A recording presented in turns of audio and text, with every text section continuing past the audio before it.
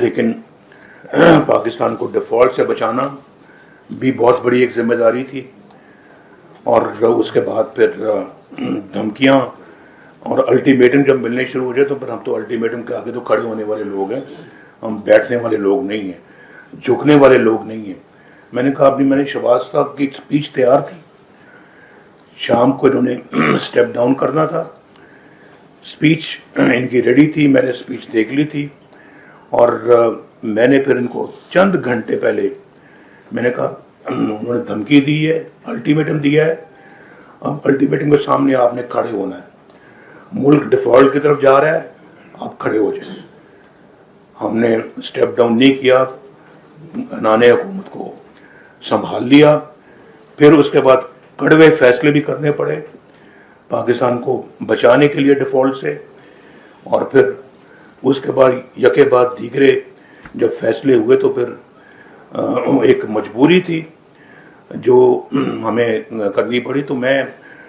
شہباز شریف صاحب کو بھرپور شاباش دیتا ہوں جنہوں نے معاملات کو سنبھالا، اور ڈار صاحب کو میں بھرپور شاباش دیتا ہوں جنہوں نے ایک ایک معاملے کو سنبھالا۔ ابھی بجلی مہنگی ہے تو کیا متبادل کیا طریقہ ہے جناب صدر، مجھے بتائیں کہ کیا کرنا چاہیے؟ مہنگی بجلی کو سستا اگر فوری طور پہ ہم نہیں کر سکتے تو کیا راستہ اختیار کریں جس سے ہم یہ کام کریں؟ ذرا اس پہ آپ دو حرفی جواب دیں، پھر میں آگے بڑھتا ہوں۔ سر ابھی تو جو ٹیکس کے ریٹس ہیں، ہماری وہ پرپوزل تھی کہ ٹیکس کے سیلز ٹیکس اور انکم ٹیکس کے ریٹس کو کم کر دیا جائے، اور جو ٹیکس لگا رکھے ہیں ان کو سردیوں میں لے جائیں تاکہ عوام کے اوپر جو فوراً بجلی کے بل زیادہ ہیں اس کا ریلیف فوراً مل جائے۔ اس کے علاوہ سر اور تو کوئی ریلیف نہیں، آلٹرنیٹ پہ جانے کے علاوہ، یا سولر کو بھی ہمیں بہت زیادہ پروموٹ کرنا چاہیے۔ گھریلو صارفین کی بھی بات کریں ذرا سر جی بالکل، ہمیں ان کے لیے کچھ یونٹس کی رکھنی چاہیے کہ پرسنٹیج کے کتنے یونٹس تک انہیں ہمیں کنسیشنری ریٹس کے اوپر یونٹس دینے چاہیے، کیونکہ عوام کی جتنی مہنگائی ہو گئی ہے سر، سفید پوش عوام کا زندگی گزارنا اس وقت بہت مشکل ہو گیا ہے۔ ہمیں ان کے لیے سب سے پہلے کچھ کرنا چاہیے، کیونکہ الٹیمیٹلی انڈسٹری اور باقی کے جو مسائل ہیں وہ تو ہیں، لیکن سفید پوش عوام کو اس وقت ہمیں سب سے پہلے پروٹیکٹ کرنا چاہیے۔ حل کیا ہے؟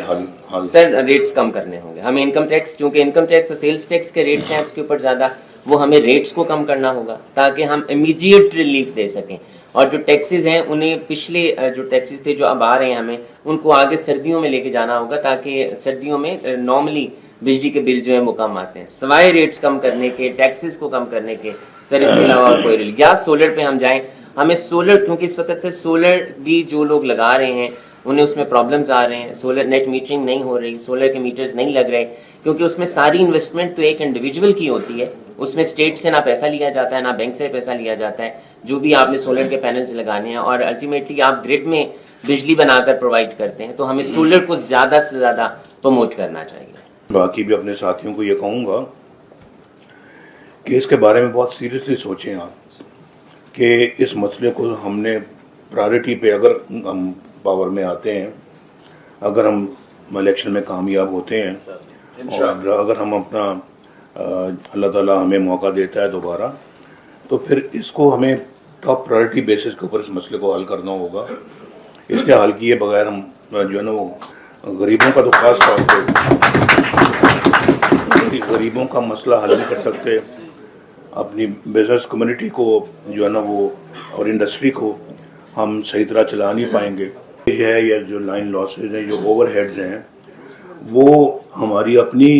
کوتاہیوں کی وجہ سے ہے، اس کا بوجھ ہم عوام پہ ڈالتے ہیں اور ان سے ریکور کرتے ہیں۔ یہ بات بالکل صحیح ہے آپ کی۔ اکنامک ریفارمز آرڈر کی ہم نے میں جو بات کر رہا تھا، اس میں پرائیویٹائزیشن بھی ایک بہت بڑا ایلیمنٹ تھا جو ہمارا، جو میں آپ سے کہہ نہیں سکا۔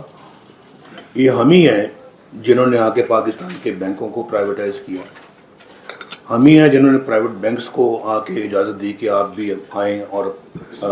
کام کریں، ہم ہی ہیں جنہوں نے بڑی بڑی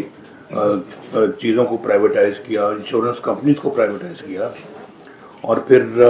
آپ کی کمیونٹی کے کئی لوگ بینکوں کے مالک ہیں، وہ اس زمانے کے مالک ہیں جب ہم نے پرائیویٹائزیشن شروع کی تھی۔